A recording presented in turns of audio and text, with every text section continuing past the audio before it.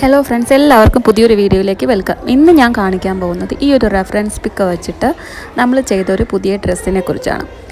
അപ്പോൾ കസ്റ്റമർ തന്ന ഒരു ഫോട്ടോ എന്ന് പറയുന്നത് അതായിരുന്നു. അത് വെച്ചിട്ട് സെയിം ഡ്രസ്സ് അനാർക്കലി ചെയ്ത് തരണമെന്നാണ് പറഞ്ഞിട്ടുണ്ടായിരുന്നത്. അപ്പോൾ നമ്മൾ ഹാൻഡ് വർക്ക് ചെയ്ത് വന്നിട്ടുണ്ട്.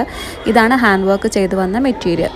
ഹാൻഡ് വർക്കിന് വേണ്ടി നമ്മൾ യൂസ് ചെയ്തിരിക്കുന്നത് ഗ്രീൻ ബീഡ്സും റെഡ് ബീഡ്സും പിന്നെ ഗോൾഡിൻ്റെ കട്ട് ബീഡ്സുമാണ്. അപ്പോൾ നിങ്ങൾക്ക് ഇതിൽ ക്ലിയർ ആയിട്ട് കാണാം, 2 ലൈൻ ഗോൾഡ് ബീഡ്സിൻ്റെ സെൻറ്ററിലായിട്ട് റെഡ് ബീഡ്സും പിന്നെ 1 ഗ്രീൻ 1 റെഡ് എന്ന രീതിയിലാണ് ചെയ്തിരിക്കുന്നത്. വളരെ ബ്യൂട്ടിഫുള്ളായിട്ട് വന്നിട്ടുണ്ട്. ആ ബീഡ്സിൻ്റെ ഹൈലൈറ്റാണ് ഇതിൻ്റെ മെയിനായിട്ടുള്ള ഒരു ഭംഗി എന്ന് പറയുന്നത്. അപ്പോൾ ഇതിൻ്റെ സെൻറ്ററിൽ നമ്മൾ ബട്ടൺസ് ഉണ്ടായിരുന്നു. ബട്ടൺസ് മീൻസ് തെർമോക്കോളിൻ്റെ ബോൾസ് നമ്മൾ ആഡ് ചെയ്യണമായിരുന്നു. അതിനാണ് സെൻറ്ററിൽ 1 ഇഞ്ച് ഗ്യാപ്പ് ഇട്ടിരിക്കുന്നത്. അപ്പോൾ നമുക്ക് ആ ഒരു സ്റ്റിച്ചിങ്ങിൻ്റെ വീഡിയോ കൂടെ കാണാം. എങ്ങനെയാണ് ബോൾസ് വെച്ച് ഫൈനൽ ലുക്ക് എങ്ങനെയാണ് വന്നിരിക്കുന്നതെന്ന് നമുക്ക് കാണാം. അപ്പോൾ ഈ ഹാൻഡ് വർക്ക് നമ്മൾ പുറത്താണ് ചെയ്യാൻ കൊടുക്കുന്നത്. ഹാൻഡ് വർക്ക് ചെയ്ത് കഴിഞ്ഞതിന് ശേഷമാണ് നമ്മളിവിടെ സ്റ്റിച്ചിങ് സ്റ്റാർട്ട് ചെയ്യുന്നത്. ഹാൻഡ് വർക്ക് ചെയ്യാൻ ഡെയിലി പേഴ്സൺ വന്നിട്ട് നമ്മുടെ മെറ്റീരിയൽ എടുത്തു കൊണ്ടുപോയിട്ട് ചെയ്യും, അല്ലെങ്കിൽ ഇവിടെ തന്നെ ഇരുന്നിട്ട് നമുക്ക് വർക്ക് ചെയ്ത് തരികയാണ് സാധാരണ ചെയ്യാറ്. ഇതിന് മാക്സിമം ഒരു ഹാഫ് ഡേ എടുത്തിട്ടുണ്ട് ഇത് ചെയ്യാൻ വേണ്ടിയിട്ട്. അപ്പോൾ ഞാനിനി അതിൻ്റെ സെൻറ്ററിൽ ബോൾസും പിന്നെ അതിൻ്റെ സൈഡുള്ള സ്റ്റിച്ചും കാര്യങ്ങളൊക്കെ ചെയ്യുകയാണിപ്പോൾ. അപ്പോൾ ഞാനിത് കംപ്ലീറ്റ് ആയിട്ട് 1 ഡേ ചെയ്തതല്ല, കുറച്ച് സമയം എടുത്ത് ചെയ്തതാണ്. നിങ്ങൾക്ക് വീഡിയോ ചെയ്യാൻ വേണ്ടിയിട്ട് ഞാൻ തന്നെ സ്റ്റിച്ച് ചെയ്തതാണ്.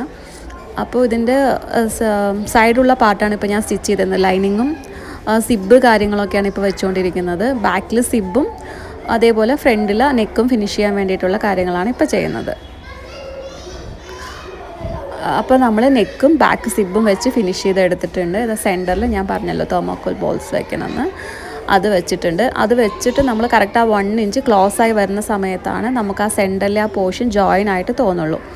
അതായത് ബട്ടൺസ് എൻഡ് വരെ ഉണ്ട്. അപ്പോൾ ആ ഒരു ലൈൻസ്, ബീഡ്സിൻ്റെ ലൈൻസ് നമുക്ക് ക്ലിയർ ആയിട്ട് കറക്റ്റായിട്ട് ഒരേ പൊസിഷനിൽ വരണം. അപ്പോൾ ഞാനതൊന്ന് വിരിച്ച് കാണിക്കാം. ഇങ്ങനെയാണ് നമ്മൾ നെക്ക് ഫിനിഷ് ചെയ്തിരിക്കുന്നത്. നമുക്ക് ഇതെല്ലാ സ്റ്റിച്ചും അകത്തേക്ക് വരുന്ന പോലെയാണ് ചെയ്തിരിക്കുന്നത്. ഒരു സ്റ്റിച്ചിൻ്റെയും തുമ്പ് വെളിയിൽ കാണുന്ന പോലെ ചെയ്തിട്ടില്ല.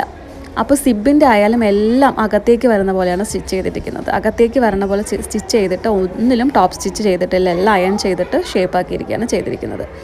അപ്പോൾ നിങ്ങൾക്ക് ഈ ഫ്രണ്ട് പാർട്ടും അല്ലെങ്കിൽ ബാക്കിൻ്റെ സിബിൻ്റെ പാർട്ടും കണ്ടു കഴിഞ്ഞാൽ എവിടെ നമുക്ക് തയ്യൽ തുമ്പ് കാണാൻ പറ്റില്ല. എല്ലാം ഇൻസൈഡാണ് പോയിരിക്കുന്നത്. 2 ലൈൻസ് ലൈനിങ് അറ്റാച്ച് ചെയ്തിട്ടാണ് എല്ലാം ചെയ്തിരിക്കുന്നത്. ഇനി നമുക്ക് ആ ഫ്രണ്ട് പോർഷൻ കഴിഞ്ഞു. ഇനി നമുക്ക് അതിൻ്റെ അനാർക്കലിയുടെ പാർട്ട്, താഴെ സ്കേർട്ട് പാർട്ട് ഇവിടെ ജോയിൻ ചെയ്ത് കഴിഞ്ഞ് സ്ലീവും വെച്ച് കഴിഞ്ഞാൽ നമ്മുടെ വർക്ക് കഴിഞ്ഞു. അപ്പോൾ ഞാനിപ്പോൾ അതിൻ്റെ താഴെയുള്ള പാർട്ട് ജോയിൻ ചെയ്യണം. ഇപ്പോൾ ഞാൻ ഓൾറെഡി സ്ലീവ് വെച്ചിട്ടുണ്ടായിരുന്നു, അതെനിക്ക് കാണിക്കാൻ പറ്റിയില്ല. സോ ഞാൻ ഇതിൻ്റെ താഴെയുള്ള അനാർക്കലിയുടെ പാർട്ട് ജോയിൻ ചെയ്യാണ്. സ്റ്റിച്ച് ചെയ്യുന്ന സമയത്ത് നമ്മൾ ചുളിവുകൾ വരാതെ സൂക്ഷിക്കണം. കാരണം അനാർക്കലി ആയതുകൊണ്ട് നമുക്ക് ആ ഫ്രണ്ട് പോർഷനിൽ കറക്റ്റായിട്ട് സ്റ്റിച്ച് ചെയ്താൽ മാത്രമേ നമുക്ക് ആ ഫ്രണ്ടിൽ ചുളിവുകളില്ലാതെ സ്ട്രൈറ്റായിട്ട് നിൽക്കുള്ളൂ. അതുപോലെ നമ്മൾ ഓരോ സ്റ്റിച്ചിങ് ചെയ്യുമ്പോഴും അയൺ ചെയ്ത് കഴിഞ്ഞാൽ നമുക്ക് എവിടെയും ചുളിവില്ലാതെ വളരെ ക്ലിയർ ആയിട്ട് വരുന്നതാണ്.